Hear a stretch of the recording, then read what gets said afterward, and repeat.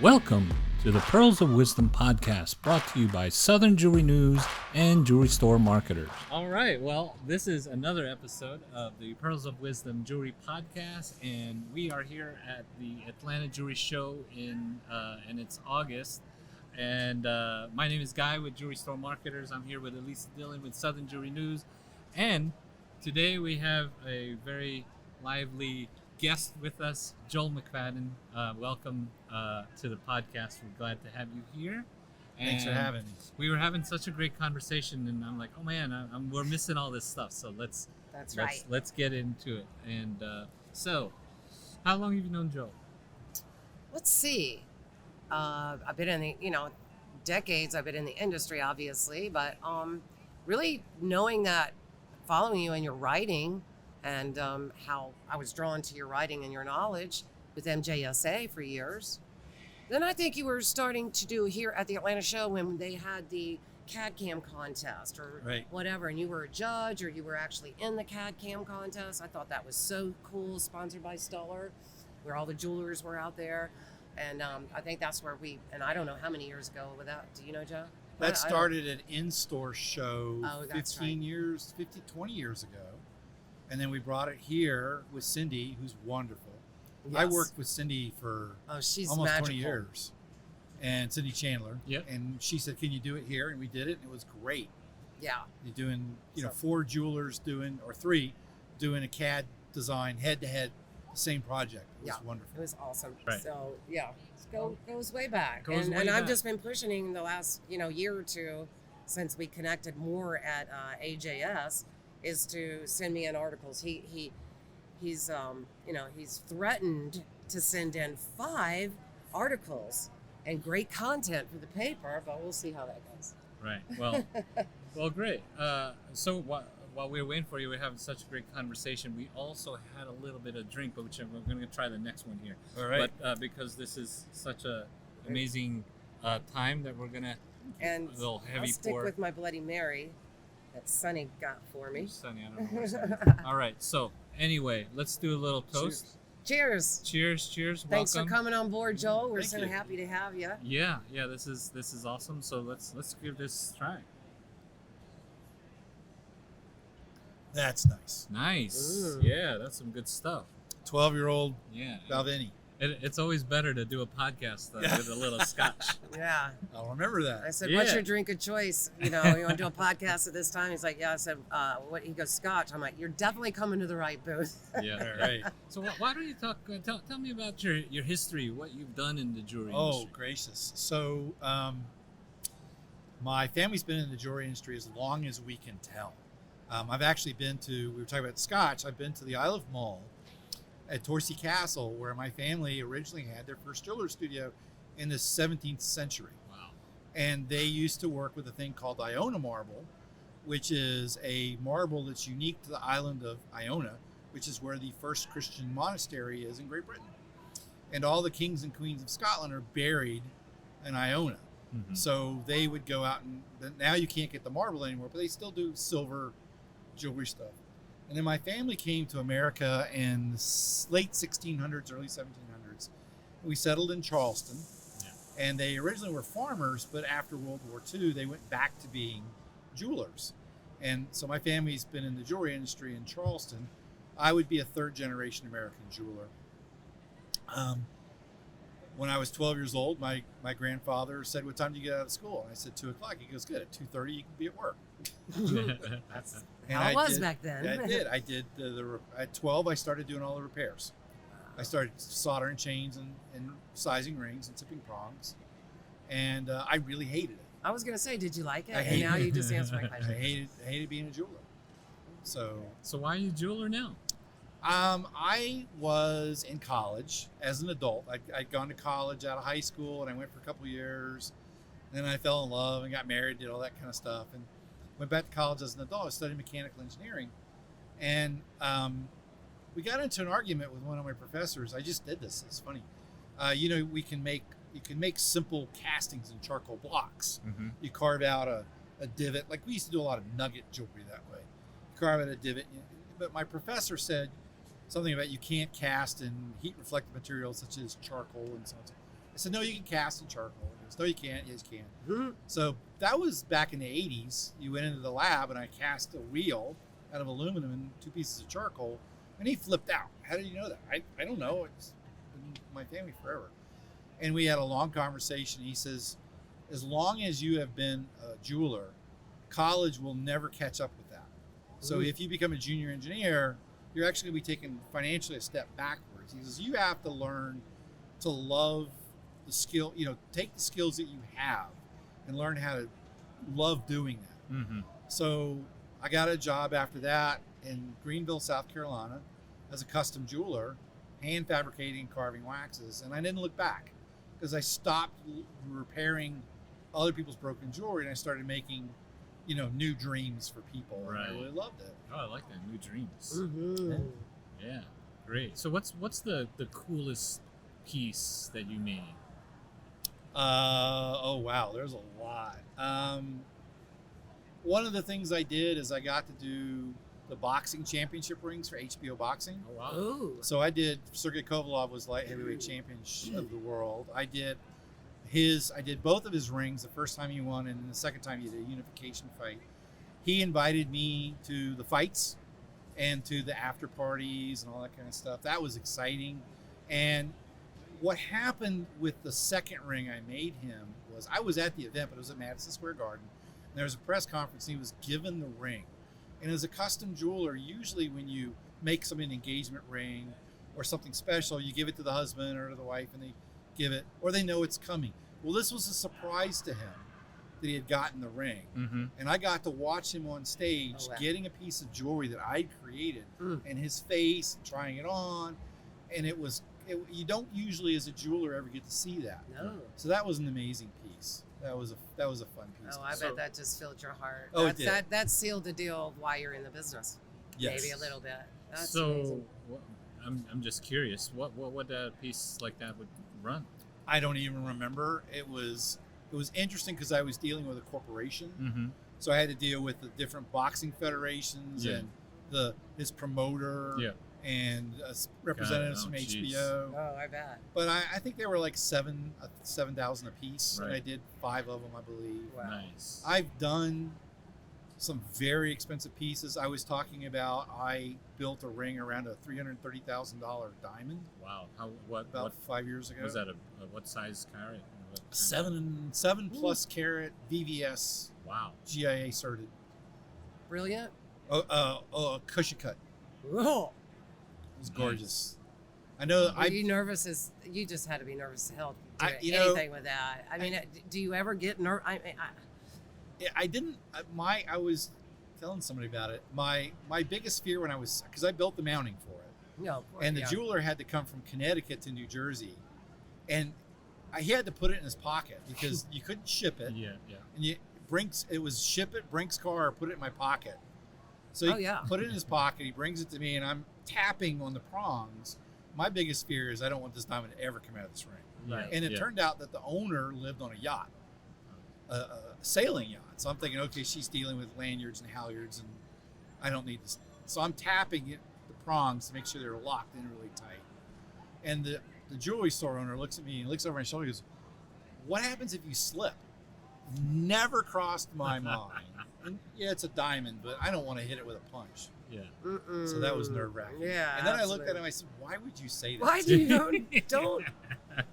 Jeez, me. The other one I did that was exciting was I did an 80 carat, $70,000 tanzanite in a bezel.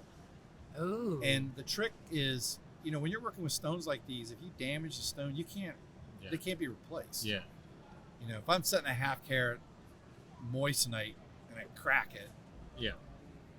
I'm out the half carat moissanite. Yeah. But when you're dealing with a $330,000 diamond or a $15,000 stone, it's very nerve wracking. But I've been doing it my whole life, so. Sure. That's the level of experience. That's what makes you good. You have the confidence into it until somebody tells you, "What are you Yeah. God."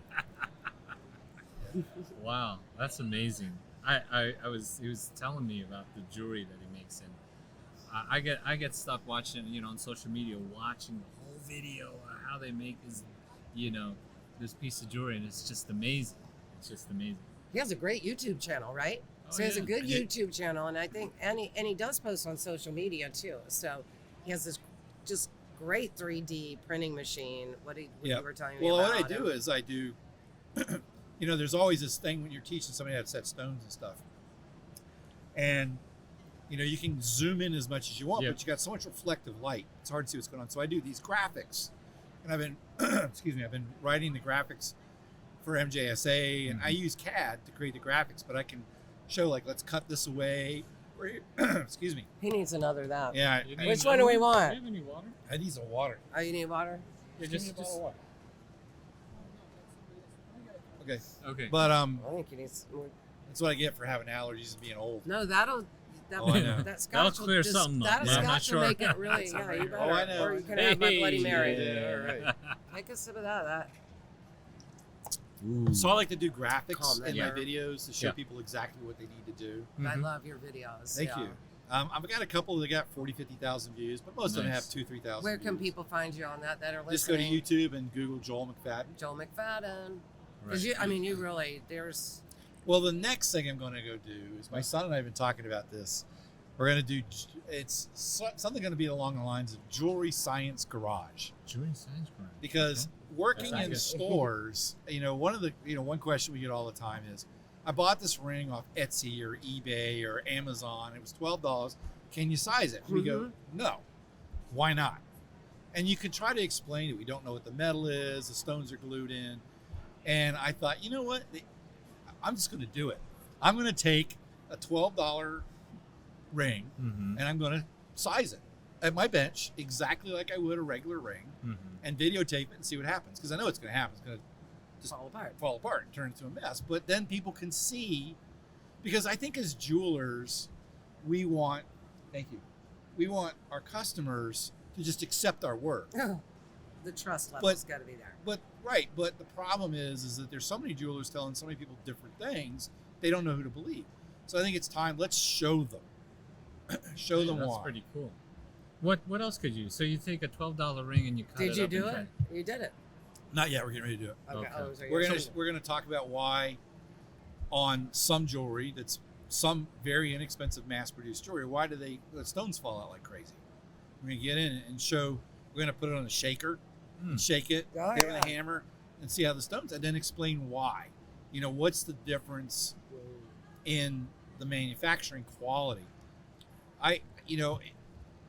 One of the things I could talk about, I've been talking about writing articles for you guys, and I'm really excited about it because I want to do these real world stories. Mm-hmm.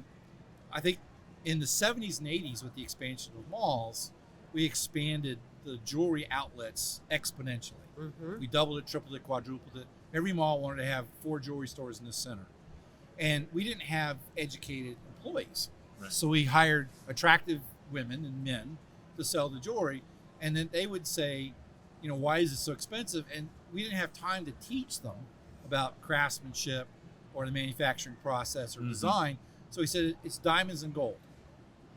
Then we flash forward to the internet world, and everybody out there knows what diamond and gold is worth. So they're wondering, okay, well, this is gold and diamonds, and it's worth $800, and the same looking ring, it looks the same to me in the video or the website, is $1,800. Well, I'm going to buy the $800. Oh, yeah. Then they buy that, and the diamonds fall out, and All day they can't long. size it, and they don't understand because we stopped talking about craftsmanship. Mm-hmm. We stopped speaking about craftsmanship. Artisans that are out where they Yeah. don't understand. Wow. Right. Yeah, no, that's true. And even Amber last at the RJO show when I interviewed her, she talked about craftsmanship, and she talked about and she said something interesting in that video, in that podcast, that jewelers should expect to make as much as doctors and dentists, or more, because of the level of experience and skill that you really need to become good. And when you get there, Well, here's the problem with that. Henry Ford said that I need to pay my factory workers enough that they could buy the product that they're making. And I think that was very insightful. that is great. But, jewelry is small. So you are competing in a global market. Yeah. And you can pay a jeweler in China or Thailand $40 a month to make jewelry, or you can pay a jeweler in the United States $40 an hour.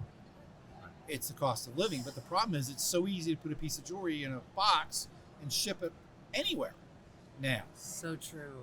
And I think that we've got to deal with that. Now I think that there's some great jewelers in Asia, there's some great jewelers in Russia, but they're typically busy with their own work. I think we've got to jewelry stores have got to move away from I can buy it so cheap and sell it at this thing. They've got to start worrying about what they're selling.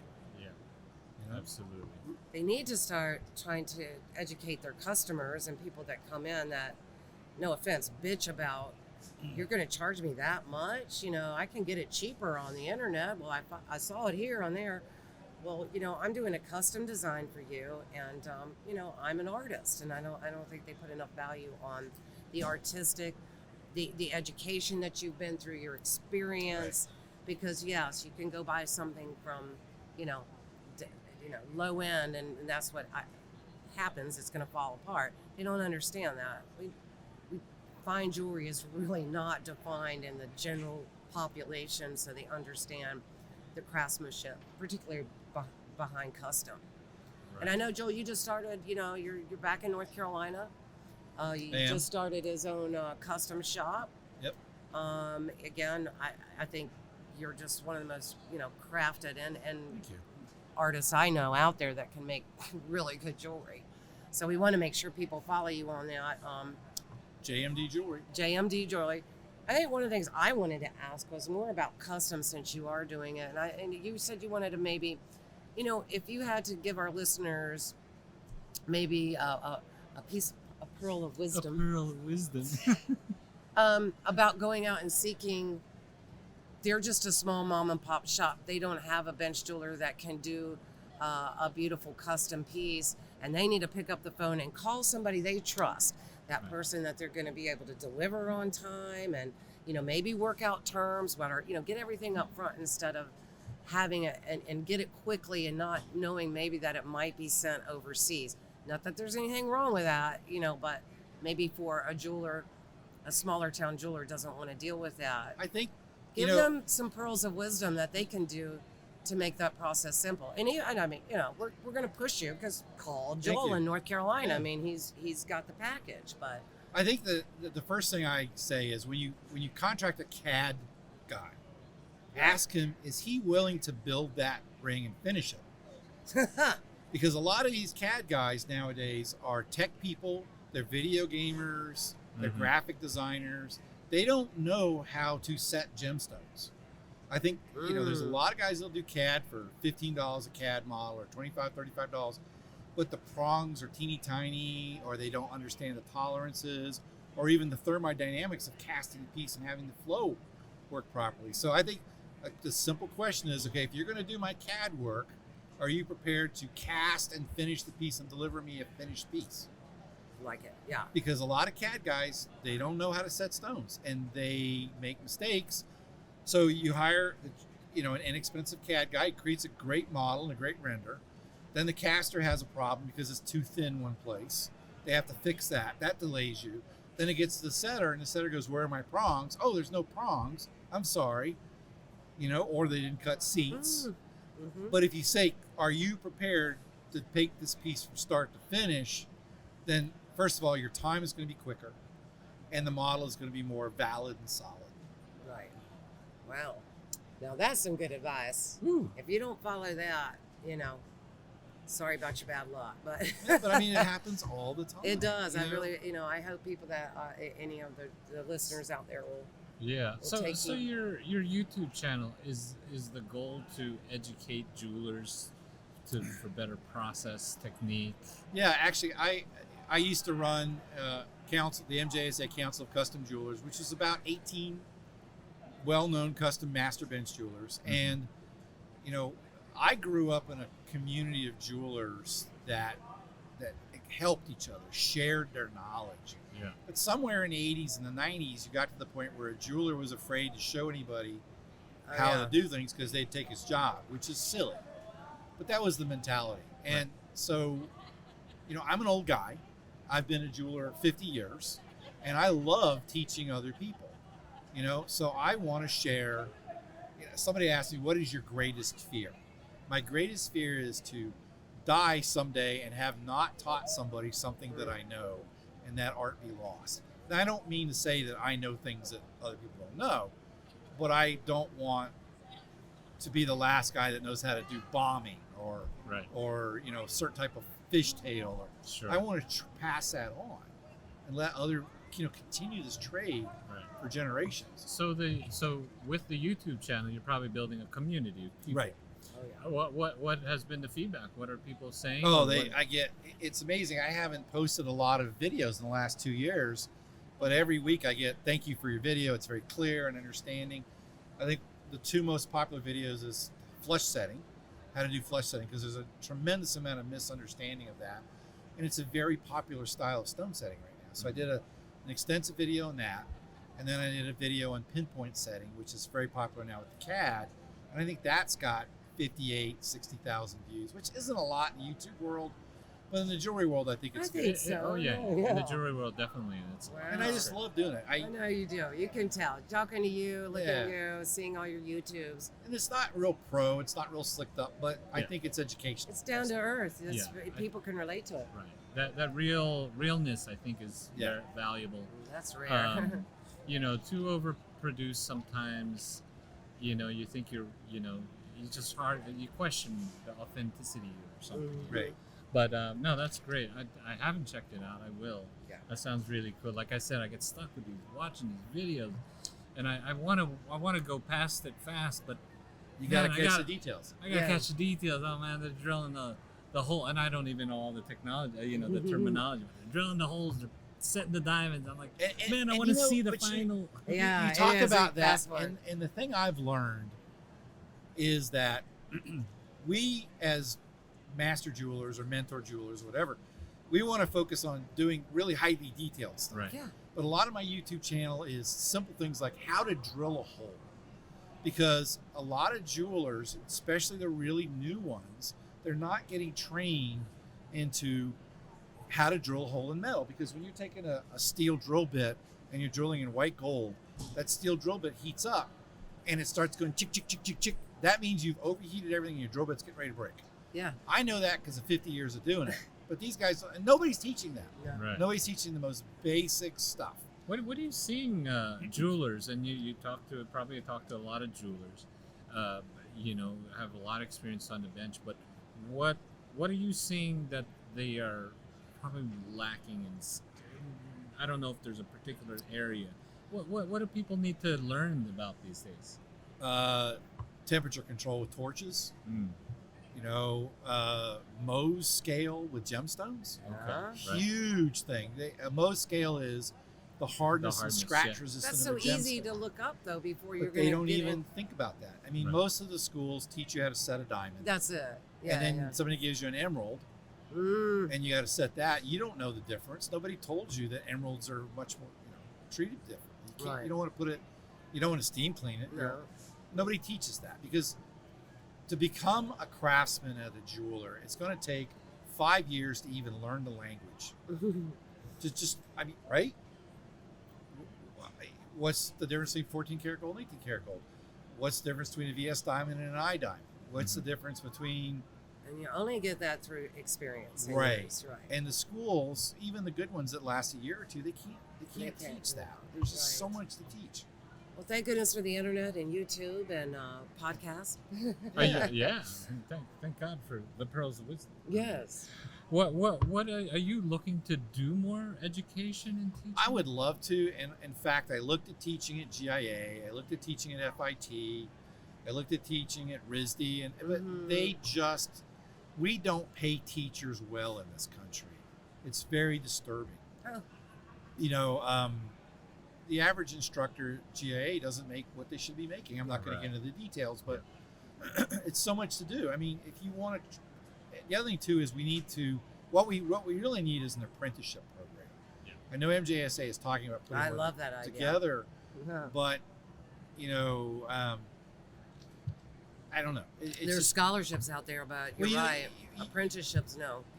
I used to take an apprentice every year, and they would work with me for a year, and it was their schedule, and I didn't pay them, Right. but they didn't do work for the store. They did their own work. They might help me run an errand or clean the floor Right. or do something but mostly it was project based. Here's a project, here's a project, here's a project, here's a project. And most of those people are still in the industry.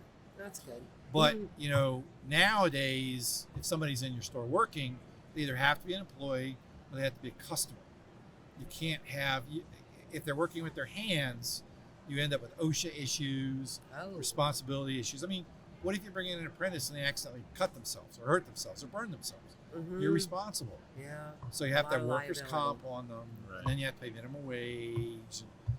It just doesn't really work. Yeah. Makes sense. We need to address this. Yeah. I think that's very important. Yeah. Do you think what do you think about the state of the jewelry industry? Is it going in the right direction?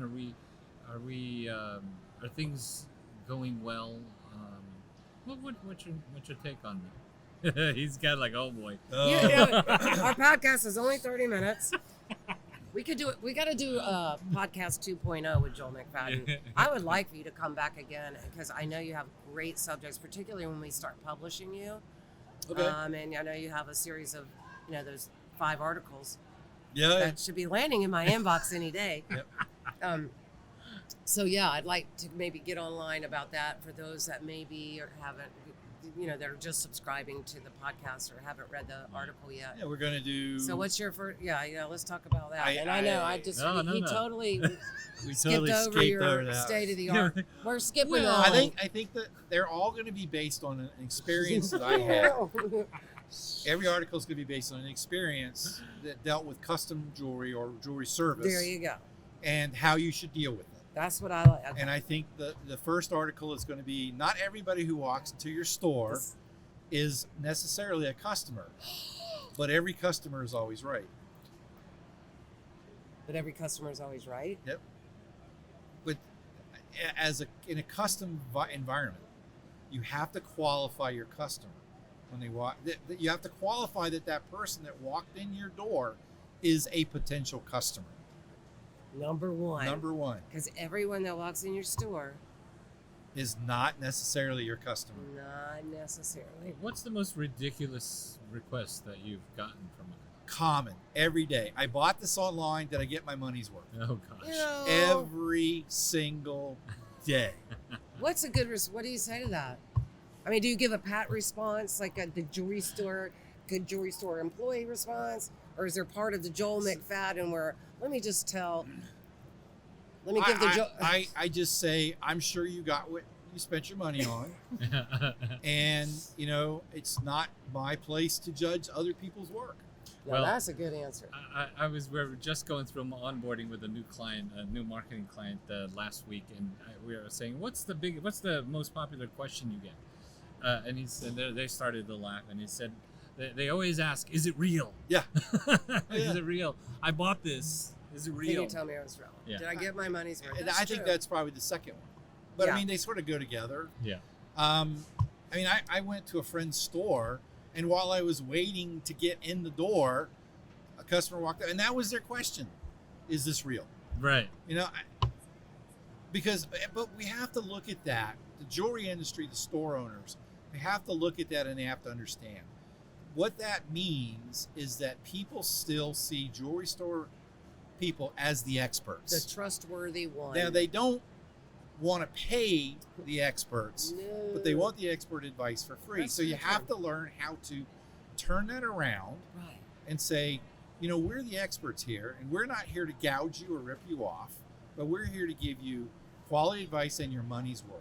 Maybe educate you a little bit. Right. And that's how you turn it into it rather than go, I know some jewelers would just turn those people away, but And you get angry. they kind of take it personally, whereas you're missing an opportunity Right. to show some kindness and empathy with this person. Right. But So- on the other hand, you cannot spend 30 minutes. Time is You money. give them and that's another article I talk about. We had a Okay, situation.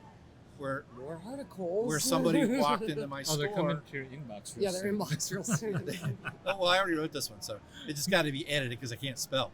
So this lady walked into our store and she wanted to have a custom ring made, and we gave her an estimate at the counter, and then she said, "What's my price?" Oh, dear. And Oh, my gosh, I salesperson hate said, "That's your price." And my salesperson correctly walked away from the counter and sat down at her computer and started And did nothing. disengaged with the client. The client stood there and, "Ma'am," and she says, "Yes." He goes, "What's my price?" "I gave you your price. Let me know when you're interested in going." And she was polite, but you have to draw the line. Absolutely. Then the customer went outside, and I was sitting in the window. I could hear them.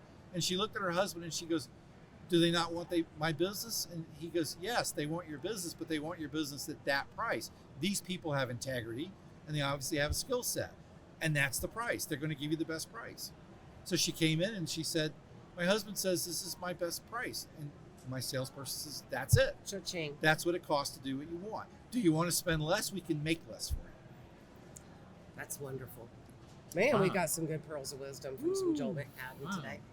No, that's amazing. I got to Well, have something to show for I all these love it. ages, all For these all years. these, yeah. well, Well, we want to have you back for sure. I Sure. know this isn't our Well, first one with no, you. definitely. Because you It must- know, and we I hope must you're have having a great more. Atlanta show over I am. here. I'm And hanging out with my son and you some got, friends. yeah, you get to see your son who's down here. And what are you shopping? Are you shopping for anything, or just kind of networking and making sure visiting your son? But Trying to see, I think the industry is in a huge flux, yeah, a huge state of flux. And I'm trying to get a feel of it here and seeing what are the trends, thank you. That's why you come to a show, right? Mhm. And, the education here is great, Yes. and meeting with some people. And I love the show. So Great. I have a very important question. Very important question. What's your favorite scotch? Glenmorangie aged in a port cask Forecast. Nice. from Speyside. That's good stuff. We're gonna Yeah, have to it's remember good that. stuff.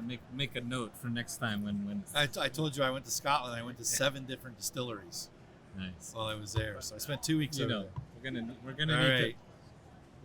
to Thank you. do it up again. All right. Are we winding this up? Yeah. All right. This was great. I know, No, it's so this great. was awesome. Definitely, we had a great talk. Cheers. Cheers. We Thank you for certainly having me. appreciate you coming on and sharing some amazing pearls of wisdom. He's gone off. And I think any jeweler that wants to expand their knowledge and learn more, they should definitely check out your YouTube channel. Thank you. Why don't you tell everybody how to get in Yeah, touch with you? real quick, give and some- so forth. jmdjewelry.com or jmdjewelry@gmail.com.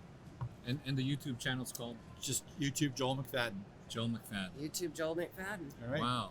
Well, perfect. Well, certainly appreciate you coming on and sharing some really amazing stuff and having some great scotch with me. Thank you for it. And so, Here's to new friends All right. and to a great show ahead Yeah. and So- future success. All right. Thank you future so success. much. I like Yes. that. All right. Thanks a lot for coming on. Take care. Thanks for having me. Thanks for listening to the Pearls of Wisdom Jewelry Podcast. For more information about the show, please visit southernjewelrynews.com/podcast, brought to you by Southern Jewelry News and Jewelry Store Marketers. Make sure to subscribe on your favorite podcast platform so you can catch the next show. See you then.